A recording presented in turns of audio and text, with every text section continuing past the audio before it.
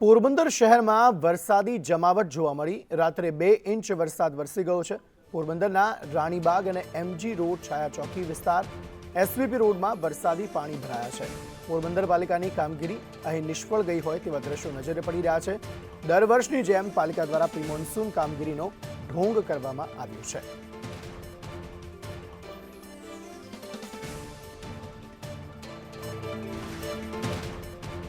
પોરબંદરમાં મોડી રાત્રે ધોધમાર વરસાદ વરસ્યો। 2 ઇંચ જેટલો વરસાદ વરસી ચૂક્યો છે। અનેક સ્થળોએ પાણી ભરાઈ ગયા છે અને પાણી ભરાતા હવે પ્રી મોન્સૂન કામગીરી પર સવાલો ઉઠતા જોવા મળી રહ્યા છે।